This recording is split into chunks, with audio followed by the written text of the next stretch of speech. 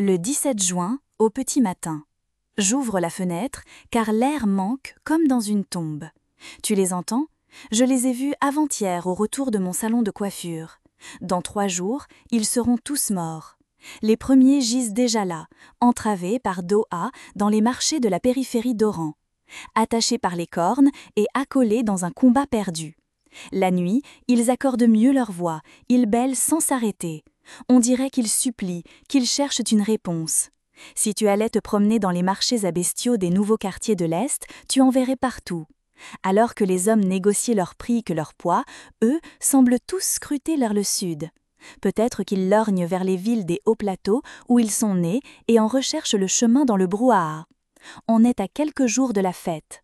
Bientôt, ils seront encore plus nombreux. Si tu es toujours là, tu les verras s'attrouper ici même, sous la fenêtre, au bas de cet immeuble du centre-ville d'Oran. Ils rempliront Miramar, notre quartier, et se serreront sur les balcons, dans les caves, les entrées en ruine des bâtiments art déco de la France. Partout dans les ruelles, partout je te jure, comme si c'était le jour du jugement dernier. Et avec eux, l'odeur, traînante comme une robe sale, de la peur qui s'égoutte entre leurs pattes. Ma mère Khadija ne célèbre jamais cette fête. Ce n'est pas pour ma famille. Pas avec ma cicatrice au cou, mon histoire écrite sur ma peau, mon sourire. Nous, on se contente d'acheter du poisson et quelques kilos de viande, de les mettre au frigo, d'attendre que la folie s'apaise et que le vent emporte les derniers cris. Ces bêtes tombées du ciel, attachées à un millénaire d'anecdotes, de prophètes et de sacrifices, se taisent à la fin. Moi, je ne m'inquiète pas de ce spectacle, année après année. C'est juste que cela apporte la poussière dans la ville, la peur brutale. Et puis Oran, si belle en général, avec la mer au cou et les palmiers amoureux, se convertit en une énorme tente d'éleveurs de moutons qui claque au vent. Et, tu sais, le vent me persécute depuis l'enfance car il attise le vide en moi. Parfois, je me dis que j'éprouve exactement ce que ressentent ces animaux effrayés par l'approche d'un jour fatal. Je veux dire, ce moment où l'on se tourne vers le ciel et où la gorge dénue de la jugulaire magnétisée par le couteau. Le sais-tu, le sentiment le plus intense à cet instant-là n'est pas la haine contre l'égorgeur, mais plutôt l'espoir déchaîné d'être épargné, après avoir été abusivement saigné. Alors tu offres ton immobilité à la main de l'égorgeur. Tu te dis, si j'obéis, je ne vais pas être tué. Écoute-moi ma petite intruse, c'est un peu compliqué à saisir lorsqu'on ne connaît pas cette fête sacrée, cette religion, cette ville. Pourquoi rassemble-t-on tant de bêtes pour à la fin les manger en une journée ou deux? Pourquoi s'endette-t-on à les acheter et à les ramener par camion des villes du Sud? C'est laborieux de raconter une histoire à une personne qui entrevoit à peine ce pays de derrière un ventre. J'essaye de t'expliquer et je t'apparais brumeuse, comme une langue étrangère. Depuis quelques heures que tu frétilles, tu sais au moins que je suis muette, que mon visage gîte en 1000 morceaux depuis hier en reflet dans le miroir, que je ne veux pas de toi en moi. Je refuse absolument que tu creuses ta place en moi, et je rêve, en même temps, que tu t'y installes souveraine pour m'écouter enfin comme si j'étais allongée sur un tapis volant. Car vois-tu, moi aussi je suis enfermée, ou presque. Entr'ouverte, retenue à la vie par un trou au flanc de ma peau, je respire par une canule et je lutte contre la houle à la surface du monde des vivants. Si le miroir n'était pas brisé, tu aurais pu voir le trou de ma gorge que mon monstrueux sourire tente de dérober. Mon larynx grand ouvert, mon œsophage nu, cette fausse bouche aux lèvres cicatrisées et pincées. C'est sombre, rouge, palpitant comme une éventration. On ne doit jamais y mettre le doigt et toujours désinfecter après y avoir touché. Le sourire, lui, va d'une oreille à l'autre, c'est la trace du couteau, son entaille dans ma chair. Une plaie de 17 cm, recousue. On ne doit pas regarder dedans, on ne doit pas l'exposer trop longtemps à l'air libre. Ce que je ressens quand je m'examine dans le miroir, sans la canule qui cache ce trou et sans le foulard, comment te le décrire? Même mes yeux lunaires y perdent leur éclat. On ne peut pas effacer ton histoire, elle est écrite sur toi, me répétait ma mère. Que cette image m'a rendue fière quand j'étais petite. Moi, un livre, mon corps représenterait un gros cahier chargé de secrets, une écriture pour que nul ne puisse oublier ce qui est arrivé en 10 ans en Algérie. Pour me guérir de mes pensées, Khadija m'emmenait souvent à la mer, du côté des Andaloses. C'est vers l'ouest, un petit complexe touristique vieillot. Chaque fois, après la route baladeuse, des bungalows blancs nous attendaient, alignés face à la plage. Dans mon souvenir, il faisait toujours froid en ces heures toutes neuves. car Khadija nous y convoyait, ses amis et moi, en automne, en hiver, les jours de semaine et toujours à l'aube. La mer sera à nous, seulement, pas à tout le monde, justifiait-elle. La vérité est qu'elle ne supportait plus, en été et durant les week-ends, le spectacle des familles bruyantes, des jeunes insolents et grossiers, la saleté des baigneurs, les filles voilées dans des tissus noirs et leurs bouteilles en plastique laissées au vent. Tu sais, Khadija aimait la mer comme un bijou perdu. Il fallait la voir, quand elle arrivait, se taire, s'asseoir sur sa serviette, pieds nus, et se ferrer au flot. Elle, si active, grande voix du barreau, elle s'arrêtait comme si elle avait rencontré l'explication définitive en elle.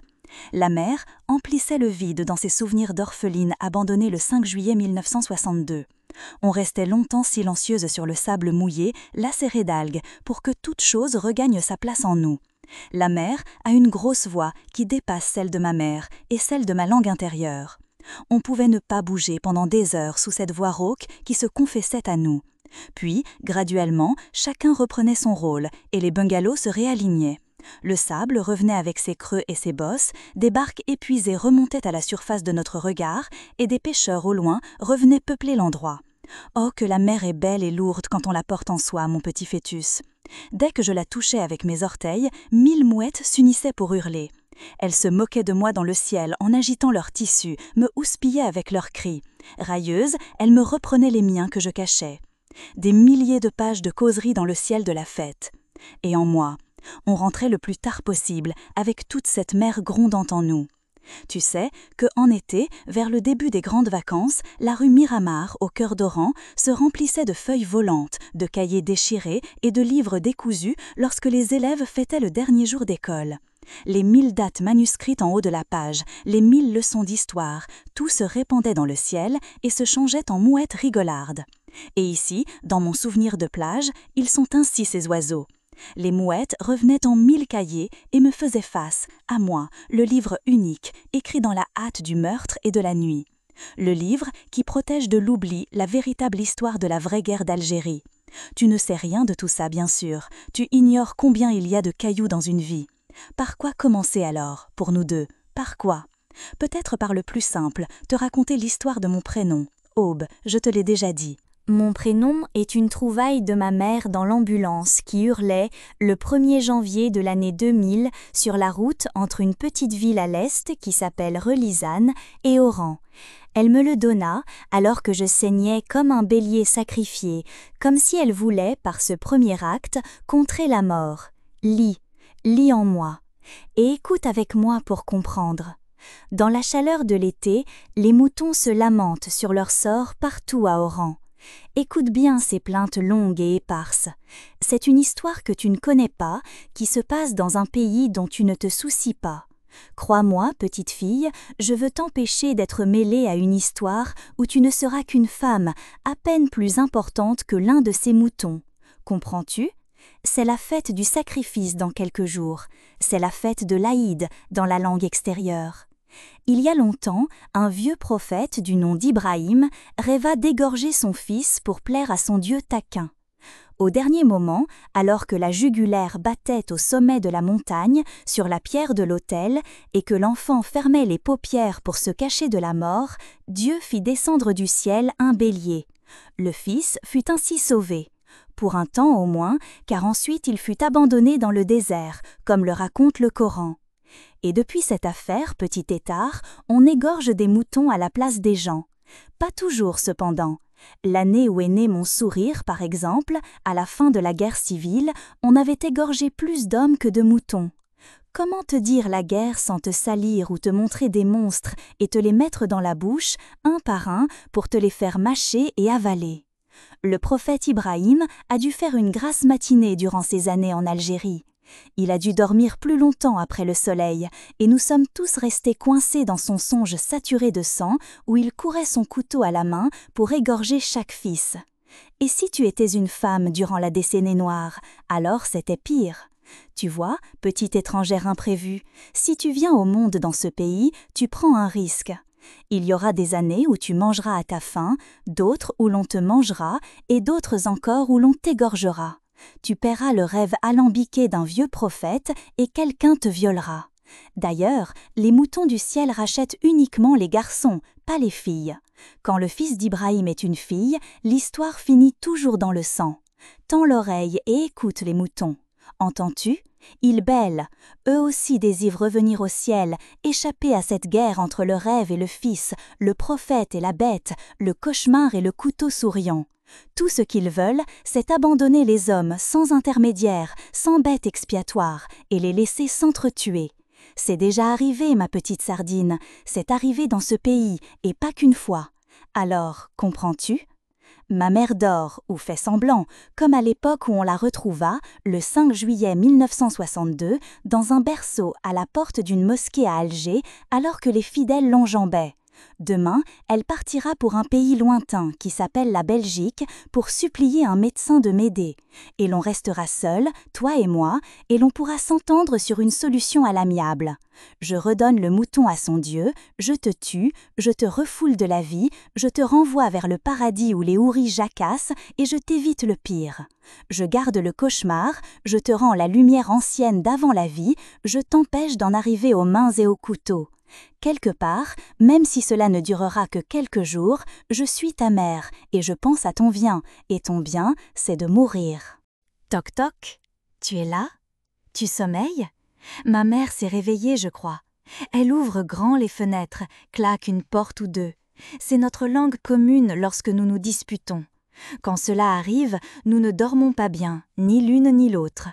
On passe une partie de la nuit à guetter à travers les murs. Et parce que nous sommes deux enfants perdus, adoptés, on finit toujours par se parler à la fin, pour ne pas retomber dans la solitude. Avec les années et les disputes, ce duel s'est inversé. Ma mère a comme rapetissé, elle a cédé son poids d'autorité. Et moi, de l'autre côté, je prends son âge, ses sévérités, ses tics, discourir avec l'index et les sourcils plutôt qu'avec la bouche. On permute les rôles. C'est mystérieux cette danse. J'ai 26 ans, elle en a 58. Mais c'est comme si, désormais, elle faisait marche arrière vers une enfance qu'elle n'a pas vécue. Ma mère Khadija est mystérieuse. C'est un gros mouton. Elle est petite, ses cheveux sont noirs et courts, et une vieille panique voile toujours ses yeux quand elle croise les miens. C'est le bélier d'Ibrahim. À un moment de mon histoire, elle est tombée du ciel pour détourner l'attention du couteau et sauver une enfant qui récolta une grosse cicatrice au cou.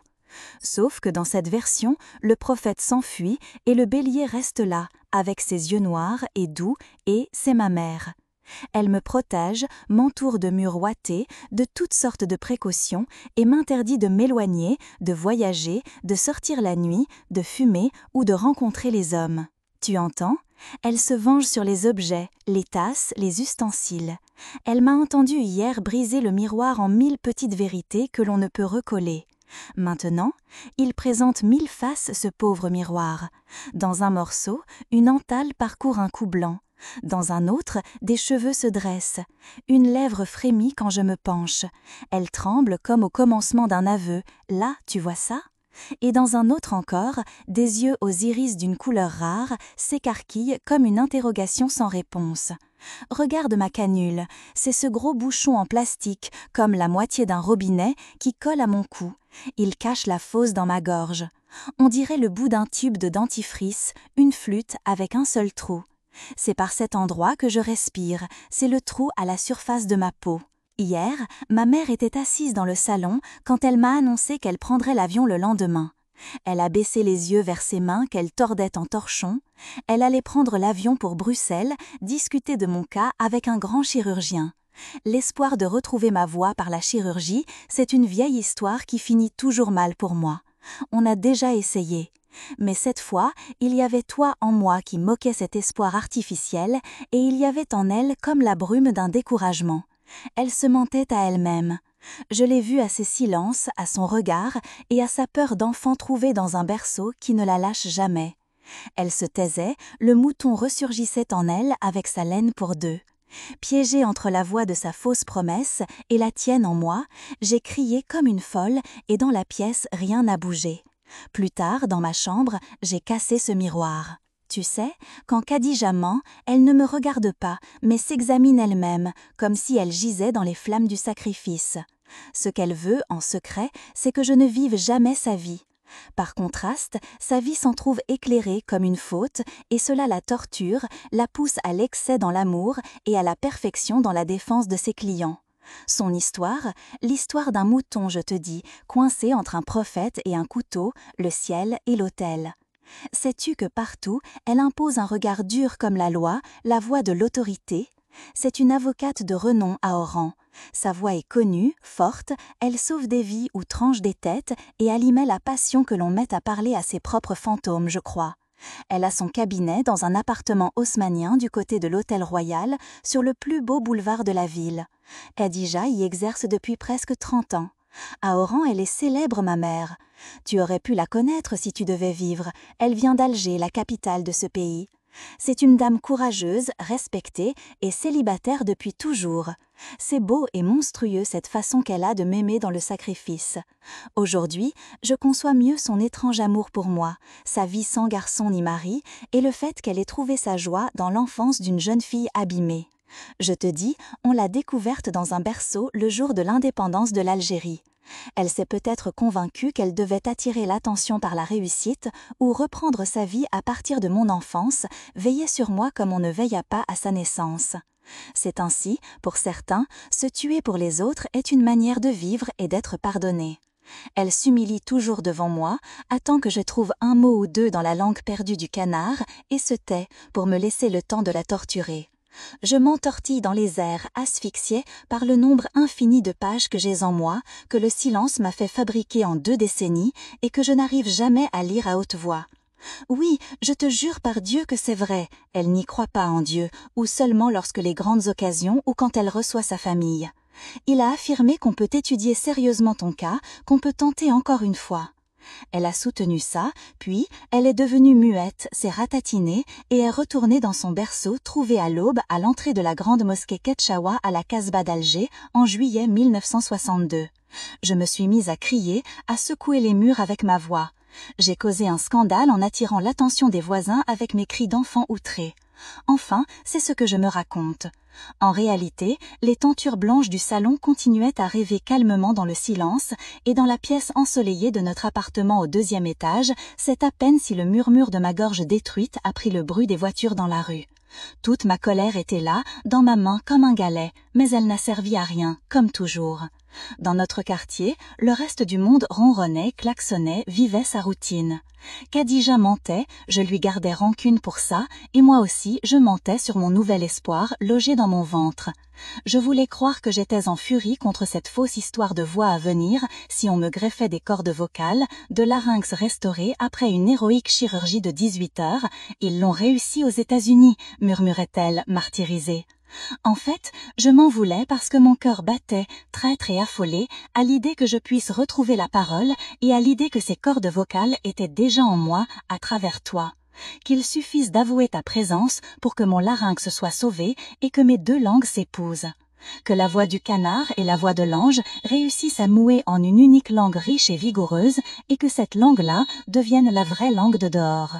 Je n'ai rien avoué. J'ai laissé Khadija croire à son voyage et je l'ai laissé croire que je ne savais rien de son mensonge.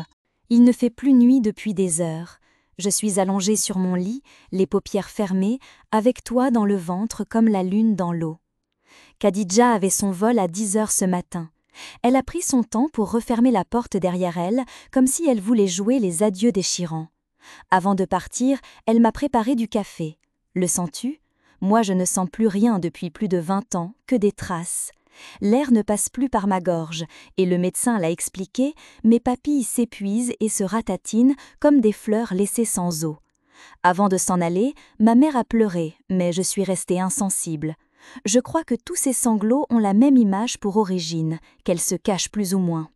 Le 5 juillet 1962, des fidèles allaient prier Dieu et enjamber le berceau de l'enfant illégitime quand on la retrouva à l'aube. Elle est la preuve de la faute d'une femme, pourquoi jamais d'un homme, et elle plaide toujours contre l'injustice.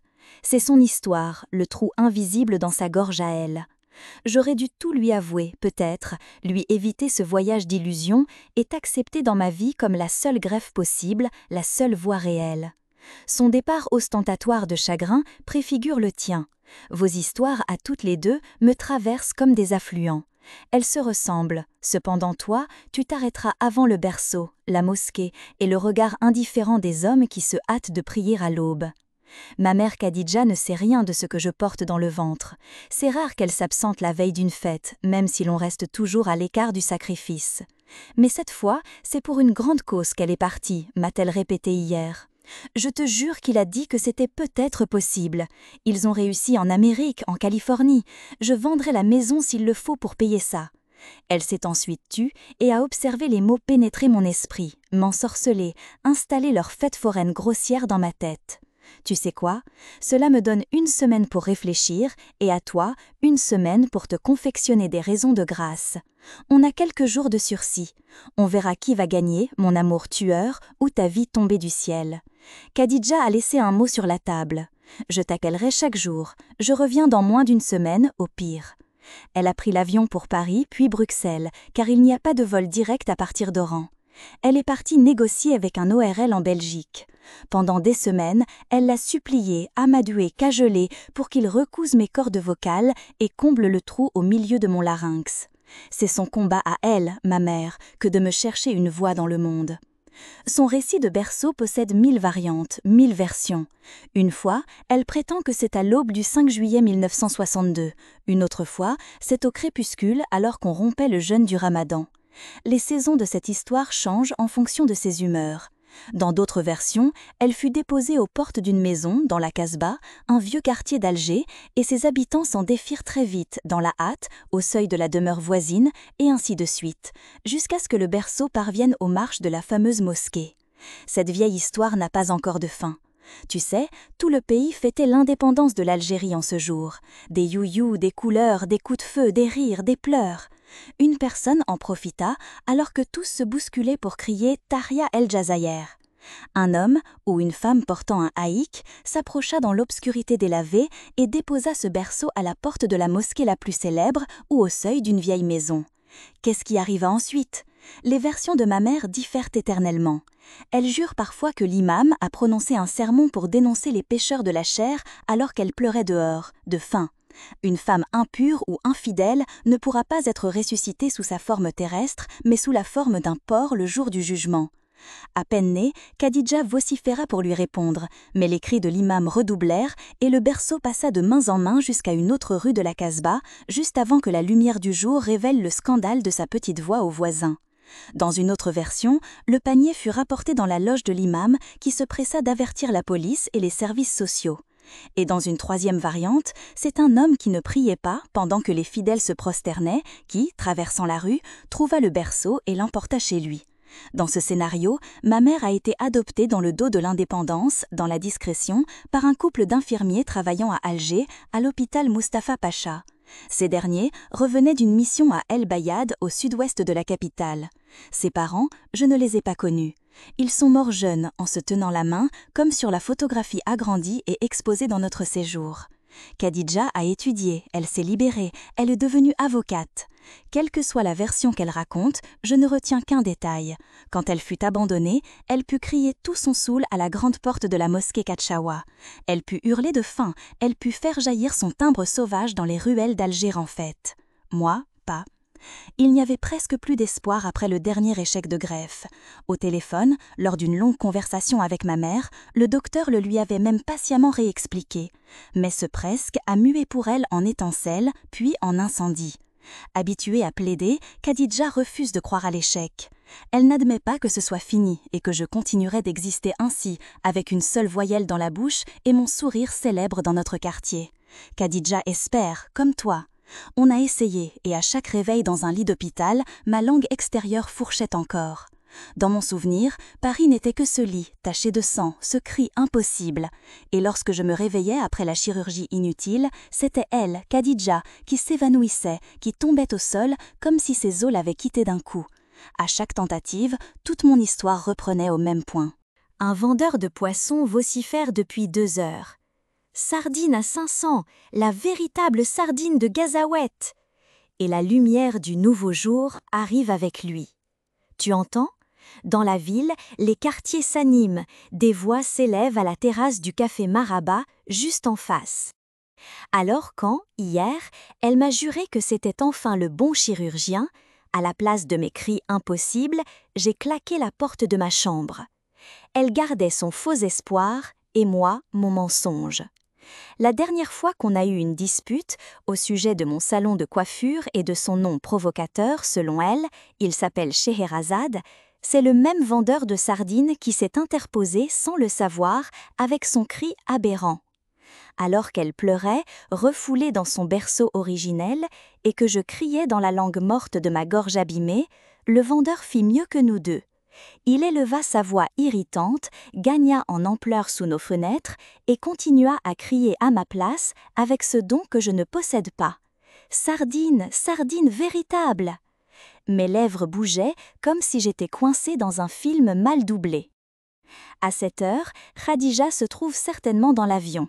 La connaissant, elle doit pleurnicher, serrer les mains pour les essorer de leur vie. Oui, elle adore les sacrifices, comme d'autres aiment prier. Chacun possède ses faiblesses. La mienne, te parler alors que je devrais te tuer. J'ouvre la fenêtre, je me dis que tu as droit à un peu de lumière dans ta grotte. On ne distingue pas bien la mer, car en face, il y a le café Maraba, puis l'abribus du lycée Colonel Lotfi où j'ai fait toute ma scolarité jusqu'à vomir les chiffres et surtout les dates de la guerre de libération de ce pays. C'est une autre guerre que celle que racontent les cicatrices calligraphiées sur ma peau. Oran est faite pour oublier, non pour se souvenir. Ici, il ne reste rien de la guerre que les égorgeurs de Dieu ont menée il y a quelques années. Rien que moi, avec ma longue histoire qui s'enroule et se déroule, t'enveloppant comme une corde nourricière. C'est ce qui rend les gens si nerveux autour de moi quand ils me croisent au bas de l'immeuble. Peut-être qu'ils se doutent que, par le trou de ma gorge, ce sont les centaines de milliers de morts de la guerre civile algérienne qui les toisent. Tiens, tu peux entendre d'ici le cri du silo à grains du port. Puis, si tu tends bien l'oreille, tu entendras encore les bêtes qui arrivent pour le jugement dernier. Même au matin, parmi les bruits des moteurs de bus et les cris, on les distingue. La ligne bleue, là-bas, tout au bout, c'est la mer. Si tu la scrutes trop, la mer se déverse en toi, je te jure. Les jeunes d'Oran, torturés par le désir de partir vers l'Europe, la traitent comme une femme qui ne veut pas écarter les cuisses. Alors ils la surveillent, puis attendent le beau temps pour tenter de la dénuder. Mais elle les tue aussi. Il y a énormément de noyés rejetés vers l'est. Grisâtres et les yeux dévorés par les poissons, ils redeviennent fœtus rejetés d'un ventre. Retourne au paradis, c'est de là que tu viens, n'est-ce pas? De ce lieu qui fait saliver les hommes et pour lequel ils s'entretuent. Son parfum se sent à 70 ans de marche, a raconté l'imam de la mosquée voisine. Mahouri, écoute mon conseil de mère tueuse. Regagne ta tente faite d'une seule perle creuse, comme l'imam le répète aux fidèles.